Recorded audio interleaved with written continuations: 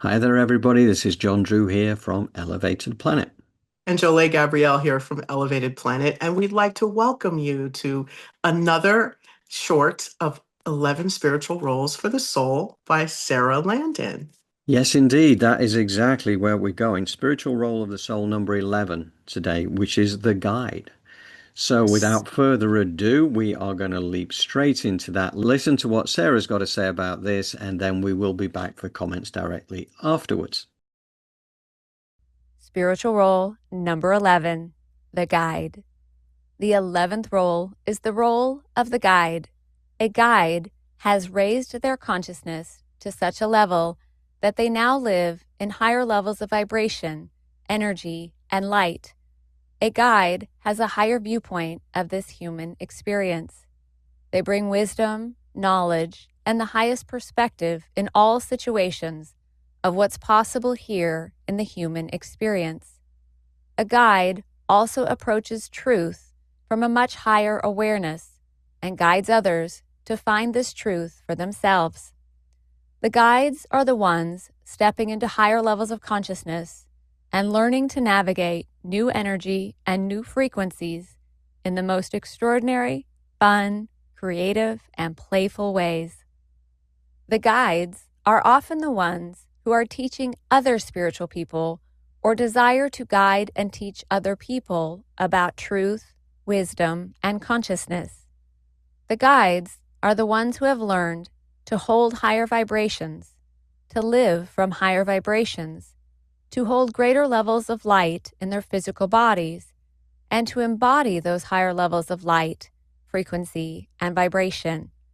They guide people into higher levels of consciousness. Many people on the awakening journey have guides in their life and seek the guidance of those playing the spiritual role of guides at this time.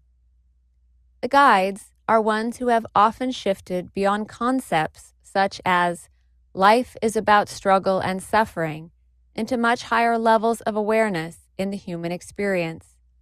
The guides seek a grander perspective in all situations and guide others to discover those grander perspectives. They guide by holding greater levels of light and embodying those levels of light.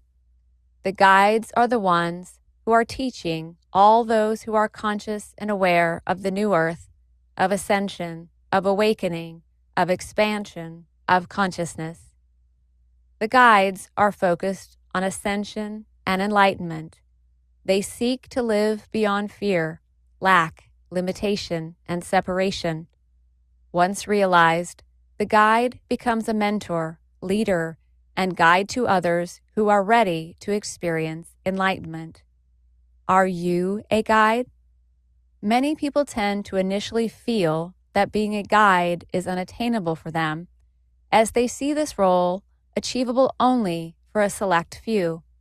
However, once they have listened to this entire book, they perceive themselves differently and begin to see their role as a guide.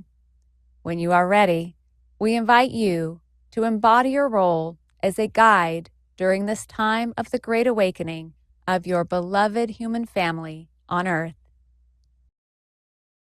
That is the 11th spiritual role of the soul, and that is the guide. And it's, I don't know about you, Jolie, but, I think it has an aspirational quality to it. And Yes.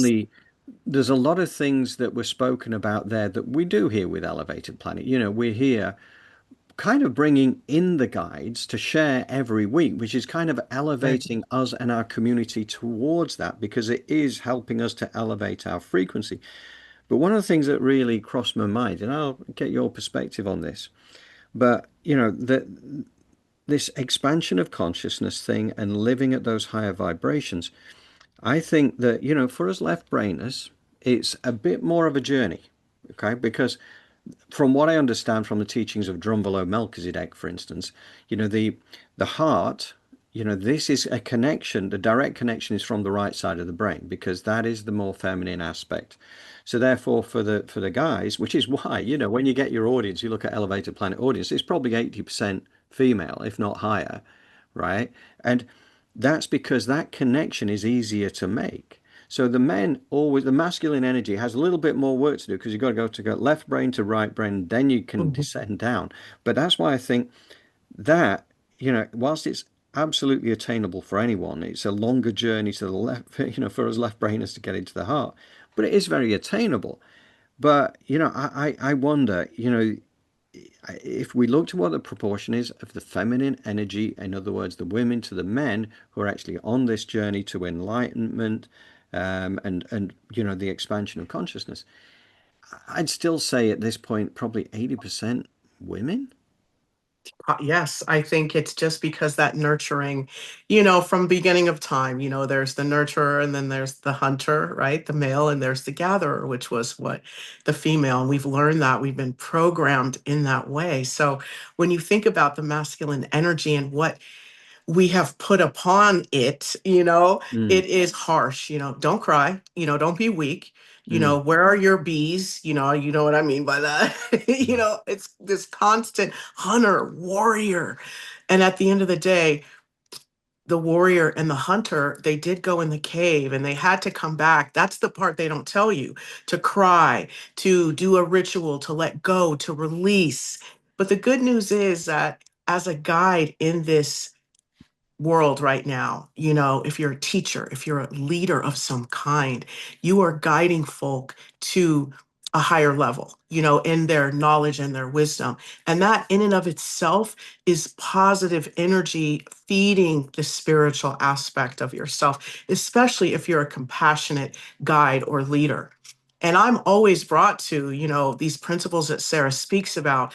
I look to the tarot. I don't know why. It just kind of reminds me of that, especially the major arcana, because certain parts of it align with the chakras. You could put in a formation Right. of the Sephiroth. So the hermit, once again, lighting the way, that creativity as a guide, tap into your creativity because what it does is it keeps you joyful and it keeps that energy flowing through you because oftentimes as a guide you have a major responsibility. What are you doing? You're showing people the way, right? Mm, So sometimes you can be tasked with being blamed. You could be the middleman between the spirit and the creator and the humanity. So don't kill the messenger, right? So how do you, as a guide, how do you begin to own your power, but at the same time, set boundaries around your energy and how people are looking to you? And you want to make sure you ground your energy. You benefit by doing that and just fill up with gold light throughout the day. And that portal or that grounding cord becomes a portal for you to let go of anybody else's energy, for you to let go of anything that no longer serves you. And the exercise of opening your brow, visualizing it opening like the lens of a camera and throwing things into roses, like seeing the energy go out into a rose, give people their energy back, call all your energy back into a golden sun above your head. That way, you're able to have this neutral energy around guiding people, and you don't take on that guilt or shame or I didn't do enough. You know, mm. it is what it is. Yeah. Yeah, no, that's very important, and that's good guidance there. It's important to have the tools to help us through this. Yes. And to be a guide, it's all about the truth and the guidance, but also, as you say, it's keeping it playful, keeping it creative, for keeping it fun.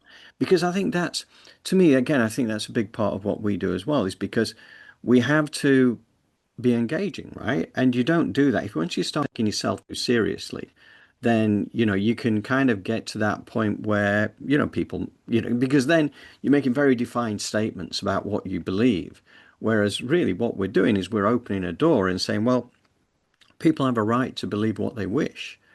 We're just Yes. here expressing our truth and let people make their own mind up about it. But I think keeping it fun, creative, playful is really important. Yes.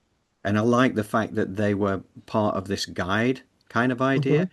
And we, as I say, we're tapping into guides all the way, but at the same time, as an aspiration for me, as an aspiration for you, for Elevated Planet, we're getting, closer to that level all the time because every week that goes by, we're learning more. We're steeping ourselves deeper in this. We're sharing more Yes. of your wisdom and tools and gifts with the world as well. So, yeah, I like that. I think as it's a really good one to wrap up with because of that. the fact that that is a very powerful role. Yes, it is as the guide. And we all have a little bit of that in us, especially if we're parents, or any type of position where you are training and you are watching and supervising people, you are a guide. And I would also love to end on just letting people know that, lead with love or that heart chakra. I understand people are like, sometimes people are hard headed and they need that. But there's a tough form of love as well that allows for people to be guided in a way that it has routine, a rhythm, and boundaries around it. But if you see people at their highest level, you allow them the expansiveness and the room to grow. Yes. Yeah, and I think that one of the things that really helps humanity going forward with this heart connection is the fact that this is now the era where divine feminine steps forward, rather than being pushed into the background as they have been for thousands of years. Now this is the time for that collaborative feminine energy, but also a much stronger balance between masculine and feminine, because there has to be a balance in order to achieve anything. Yes. And I'm excited for that because collaborative energy is what we need right now, and Yep. that is the way forward for sure. Yes, and we want that masculine and feminine energy because we all have it. How does it reach its zenith? How do we get neutral? And how do we get the masculine and feminine to want to integrate with each other? The child, the inner child. So connecting with Mm, that throughout the day and allowing for yourself to experience joy through the feminine energy of nurturing, through the warrior energy. You bring it all together in such a way that begins to regulate your nervous system and allow for wellness, to come mm, in. So mm. it's really about integrating all these parts of you with love, Yes, because we get mad at ourselves with love, with compassion, because what does that do? That allows for energy to flow and come back into balance. But once we're like, we contract, we get angry, we label, it's a block, it's a wall, yeah, it is, and that inner child thing also helps us stay in that fun, creative, and playful arena as well, right? which is a flowing thing, right? So it's that elevated frequency that just helps the energies flow. So as you say, not allowing yourself to go, take everything too seriously, as Alan Watts was telling us a couple of weeks ago on the show, and the divine feminine, which is going to be a big focus for us going forward in the show as well. So that is an era for us to look forward to, and anybody who has any comments and thoughts on this, again, as always, we invite you to put some comments below. Mhm. Do you feel that you are the guide? Do you feel that you've got people around you that fulfill that role? Or, we've got the Greg Bradens, the Joe Dispenzas of this world, as Oh, well yeah. as many others of the feminine persuasion that are doing the same kind of fantastic jobs as well. So we got some fantastic Mhm. guides amongst us, and I think as a community we're working together and becoming guides ourselves as well. And that's a blessing because what does it do?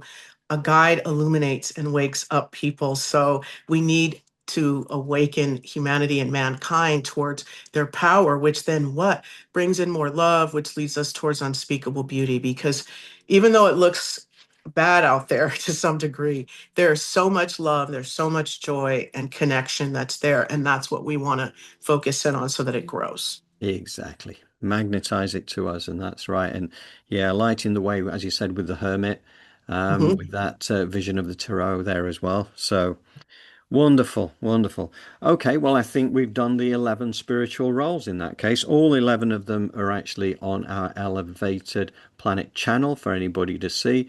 And we may not finish with that because we might go into another channel, sorry, into another chapter of that in order to kind of finalize everything. Because I know there's a wonderful meditation on there that they use to bring that together. So maybe we'll have a go at that. But anyway, for now, that's the 11 out of 11. And as I say, any comments, any thoughts, please do drop them below. Or if you wish to speak to us directly, come to us directly, then just drop me an email at johndrew@elevatedplanet.life and we will certainly be responding to you. And thank you again for tuning in. Thank you, everybody. We love you, our community, and we will see you again very soon.